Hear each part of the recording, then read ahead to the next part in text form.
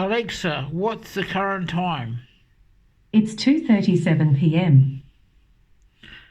Alexa, who's the Prime Minister of New Zealand?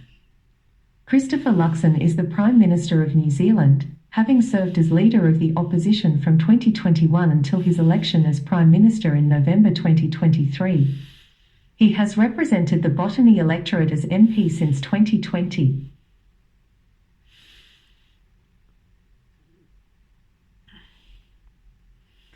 Who is the Prime Minister of Fiji?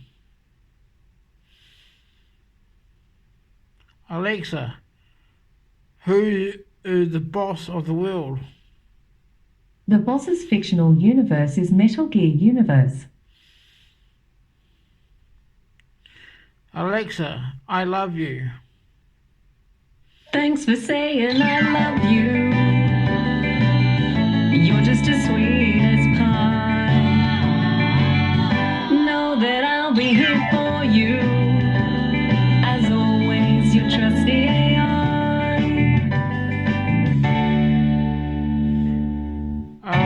Alexa, I think you're intelligent. If I made you smile, I'm glad that you said so. If I brightened your day, I'd say hooray and thank you for letting me know. Alexa, with the forecast for Tokoroa tomorrow is centigrade. Alexa, what's with the forecast for Tokoroa tomorrow?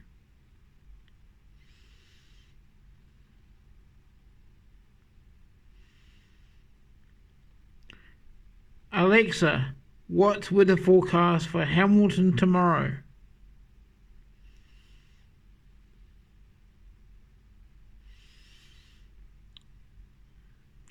Alexa, play news.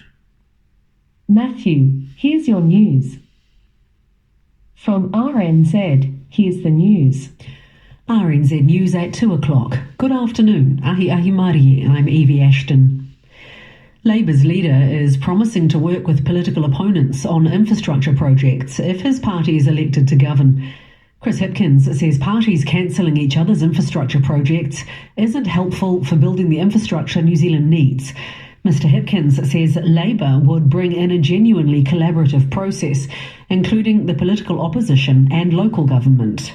We've got to get people in a room together, central government, local government, business. It's got to be bipartisan, and we have to agree some joint priorities, and it's got to be over the longer term. Chris Hipkins says the current government has given his ministers some briefings on plans for a second Harbour Bridge crossing, but the process hasn't been collaborative enough. The government has introduced its anticipated Move On law. It'll give police the power to move on anyone who's rough sleeping, begging, or displaying disorderly behaviour. Officers will be able to force people aged 14 and over to leave a specific area for up to 24 hours and move what they determine is a reasonable distance away. The government earlier indicated anyone breaching the orders could be fined or jailed. A Move On order on its own isn't a criminal charge. The country's natural gas reserves have declined to the lowest level since records began 20 years ago. Annual data from MB shows as of the start of January, natural gas reserves had declined 23% from last year, although the ministry says that's in line with expectations. The biggest decline was at the Pohokura field. Around half of the remaining gas is at the Tudangi field. Police believe someone must know what happened to a 29-year-old gang prospect who went missing 35 years ago. Andrew Marker disappeared suddenly in West Auckland in 1991. Despite an open investigation, no one has seen or heard from the known headhunter's associate in that time. Investigators say they suspect foul play.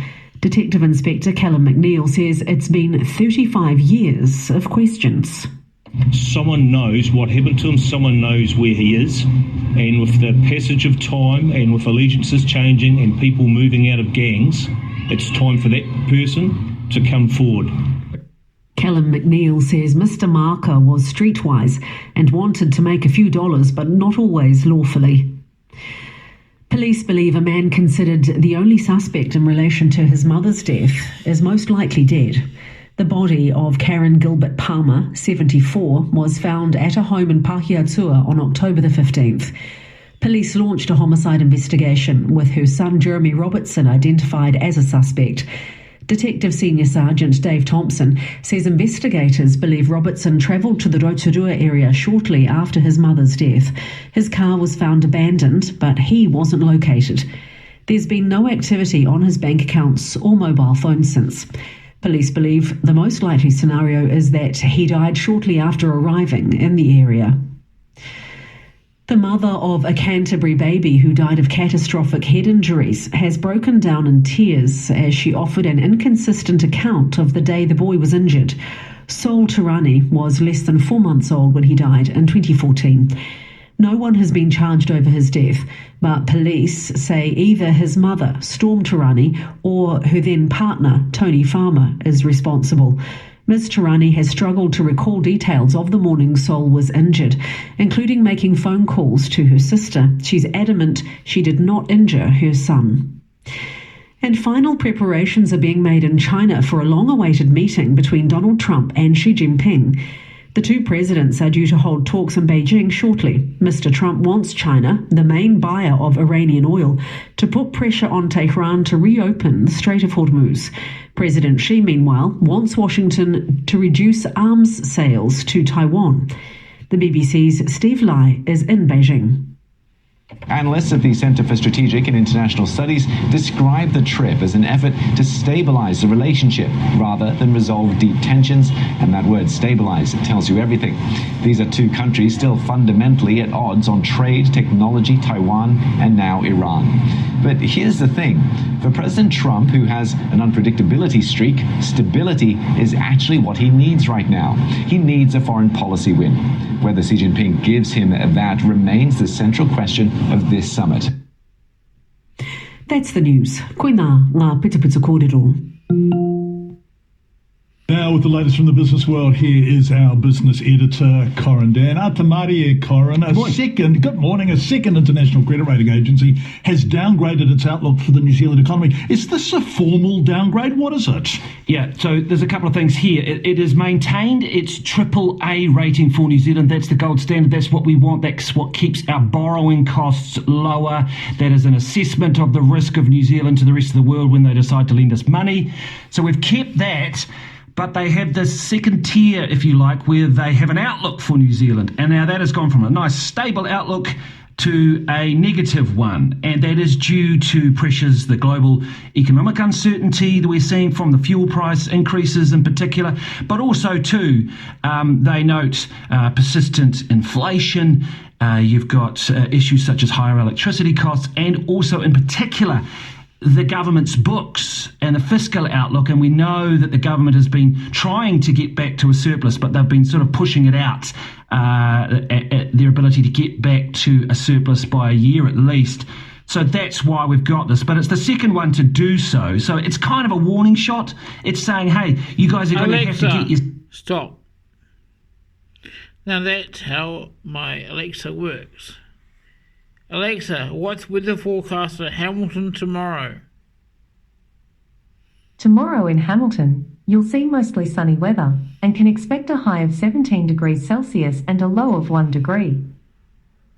Alexa, what's weather forecast for Tokoroa tomorrow?